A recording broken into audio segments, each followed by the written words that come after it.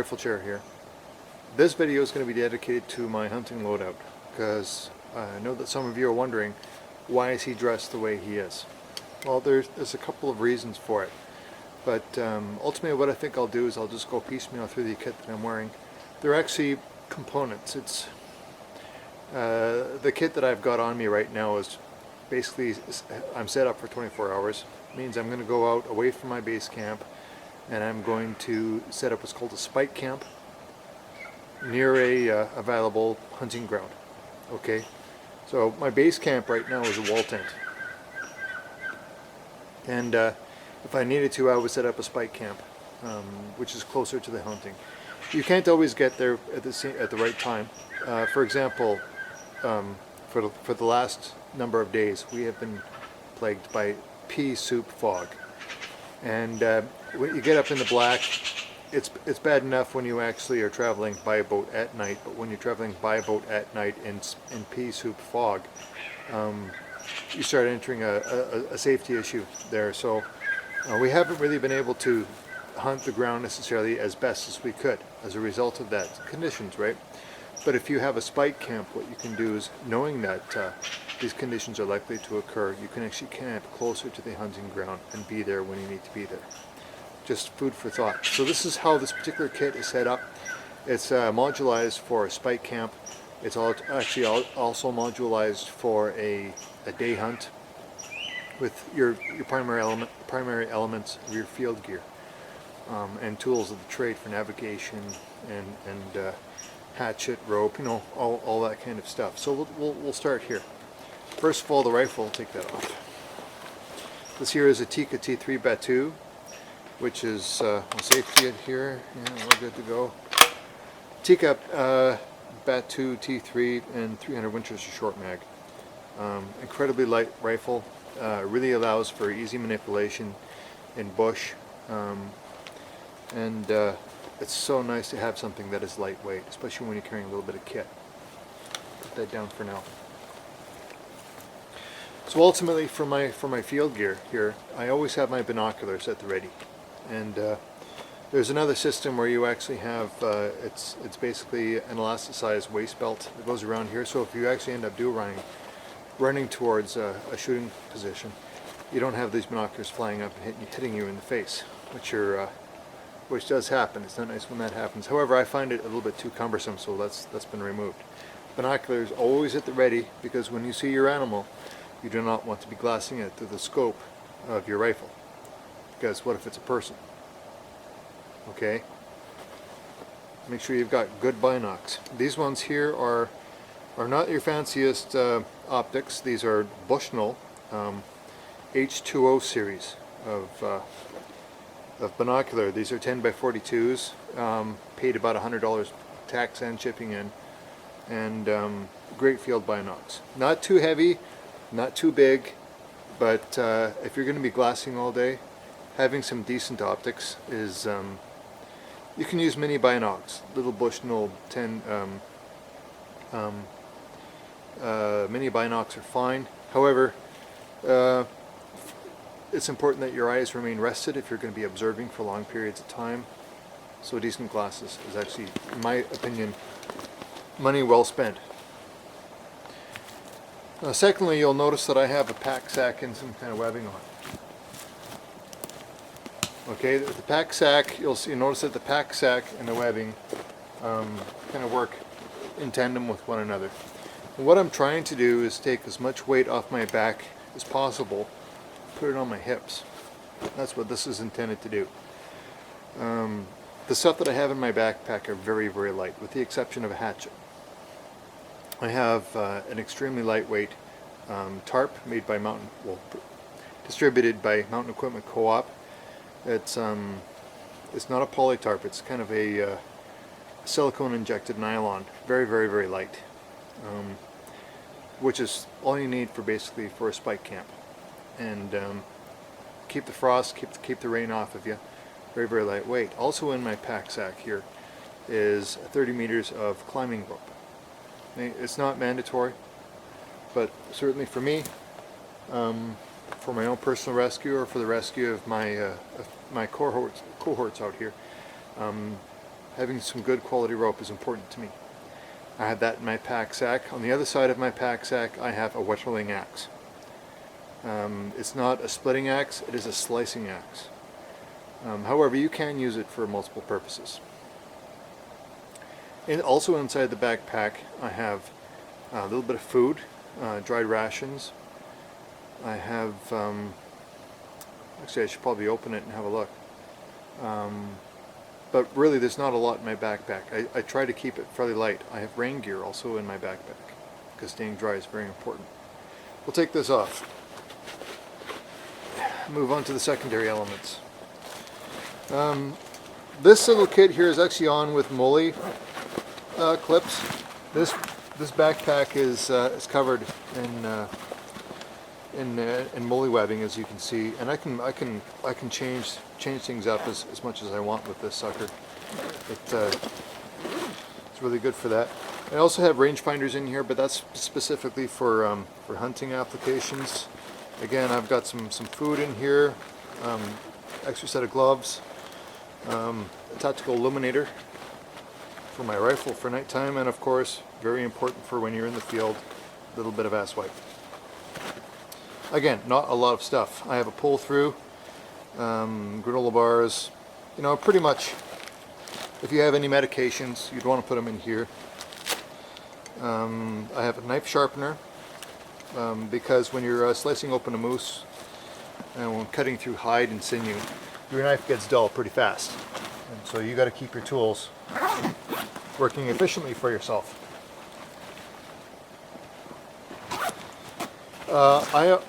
I mentioned I also have a second set of gloves because these are the field gloves. The second set of gloves are for basically when I'm in dry conditions. I need to stay warm.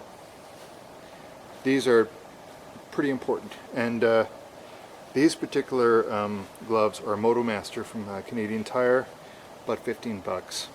Some of the automotive mechanic gloves can be quite expensive. Don't really see the need or purpose of it, but some of them do have armor on the knuckles, because when you're wrenching on something and it slips, you hit something metal and you busted up your hand pretty good. Don't really need that for the field. These are leather facing, so you can grease these. I haven't felt the need or desire to do that myself. Looking at the remainder of the kit that I have on me here, this is actually pretty lightweight as well.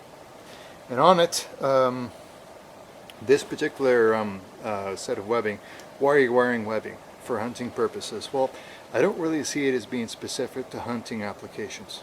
Okay, this webbing is something that I would wear under any kind of field condition, not just hunting.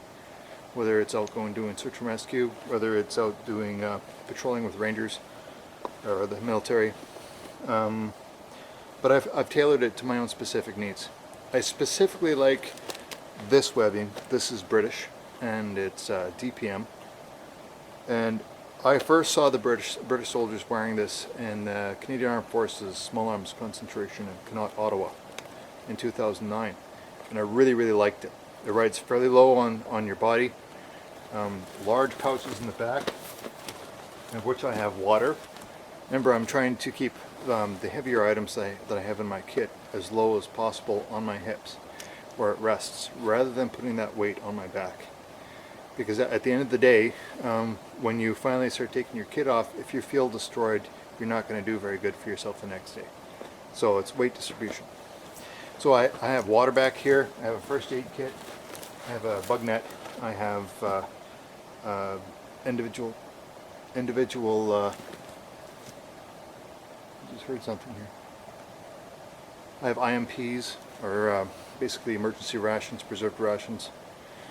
And then on the sides here I have my tools of the trade, tools I need to be able to access in order to navigate. I've got a compass, I've got flagging tape, I've got a GPS.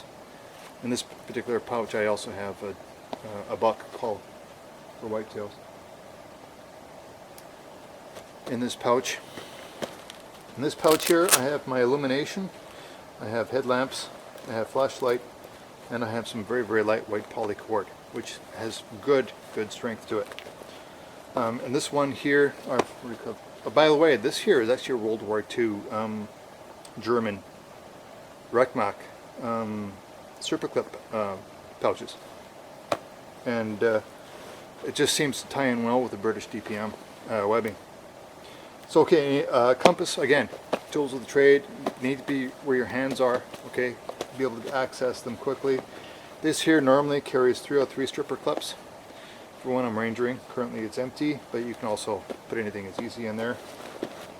And one or two other pouches here, which I usually keep fuel for a Whisper Light stove, the fuel cell right here, and in this one here I believe I have a headlamp. So it's not a lot of weight. On the back you'll also notice a knife on one side here, which is a buck 120, also known as a General, and on this side I have a pruning saw. Now the pruning saw is very good for sometimes you don't want to have to carve something with your knife. You could have sore wrists or something like that. A pruning saw, running through green saplings or setting yourself up a lean-to or a makeshift shelter in the bush, pruning saw can be very, very, very nice. It is also very good for when you're hunting if you need to actually cut through the brisket of an animal in order to open up the rib cage and to remove the internal organs. So, I mean, a pruning saw, who would have thought, right? I mean, it's got multiple applications. The knife, you think, why do I need such a large knife? Well, for hunting applications, you would say that knife is too big. And you know what? You're right. But I don't want to carry too many knives. And so this one here acts as a cutting implement for, I've chopped wood with this thing. I've done mountain pine beetle probing with this thing. When you come up against, I don't know if you can see this or not, there's a tree right here. Can you see that? No, you can't. But essentially what I can do is go up to the tree, slice off a good patch of bark, and I can see the beetle galleries underneath. So it's got good work applications for me working in forestry. Fieldcraft, bushcraft, beautiful knife to have. It's long enough you can take a stick and split wood with it. I have field dressed numerous animals with it. In fact, it's actually got a couple, I'm embarrassed to say. It's got a little bit of pitting on here from where I had some blood stains. It's got a nice blood groove in the blade as well, which helps to stop the blade get all gummed up. And of course I've got it sharpens really well, holds a beautiful edge. It's the buck 120, and I believe these are now no longer being produced. The blade itself, I believe, is 8 inches long. Many would say this is too long to be a good field knife. However, in some ways I would agree. I really like the Mora Swede knife. Very, very inexpensive, but good knife. Good quality steel. For most kind of bush applications, generally a knife shouldn't be any wider than the palm of your hand. This here is about twice the width of the palm of my hand, but it's not just for hunting. There's numerous applications where a knife like this comes in handy. So that's this. Underneath the webbing, I have a Flecktarn German smock. It's very, very lightweight. However, I like it very much because you can button it right up to your neck, keep the wind out. They have tie straps at the bottom, so you can bring it up underneath your belt here. And the pockets are really nice, and I like it because it's extra large. Right, I got lots of room to move in around here. I don't feel like I'm getting bound up, and lots of pockets, big pockets. Good little setup. Drawstrings on the inside so you can manage where your warmth is going to be. If it's an extremely cold day, you don't necessarily want things coming up and flushing out your warm air. It is not waterproof. It is just basically a covering. And I believe in Canada that you'll find, especially in fall conditions, that the Flecktarn pattern that I'm wearing here blends and brilliantly with background in fall colors. Taking off the gloves. Moving to the second layer, which is removable and often resides in my pack sack where I have lots of room. This here serves two purposes. two not very good quality pockets, but good enough for a small camera. However, if you find yourself in a Mayday security or pan situation, it is reversible. And now suddenly, if I want to be seen, I am obviously much more easy to see. So for your own personal safety requirements, and kind of you know, try to keep an open mind. There's no need to be tactical necessarily when you're hunting. If you have a lot of other people around you, sometimes it's best to be seen. However, in my experience, in many circumstances, you don't want to be seen by other hunters. I'm not going to get into that. That's a different item for discussion. And last but not least, just a typical standard old fleece. Get yourself something that you can zip up around your neck.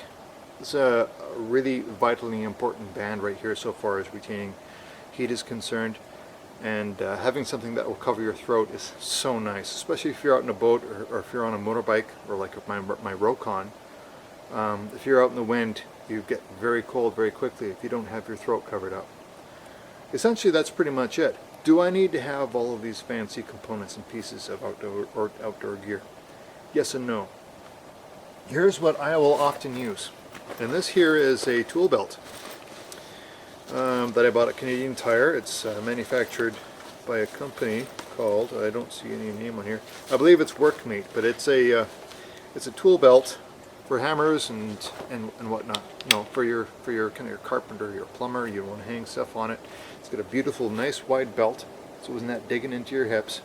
But again, the application of putting weight on your body. This is a very good way of doing it, a less expensive way of doing it. The other system that I showed you here, I prefer because the shoulder straps actually do help to stabilize the distribution of the weight, especially if you end up having to grab onto something. Okay, it's not all going on your hips, it's kind of being distributed across your body, but most of it does reside on your hips. Again, pouches, Workmate from Canadian Tire. In this particular one, I just got a foil bag and some flagging tape, which can be very useful to you in the bush. Especially, I also have a marker in my field gear, because sometimes you need to write. If you need to write somebody a message, you can do that on a piece of flagging tape. Water bottle pouch. A couple more pouches for various kinds of things. You could have some food in there, granola bars, what have you.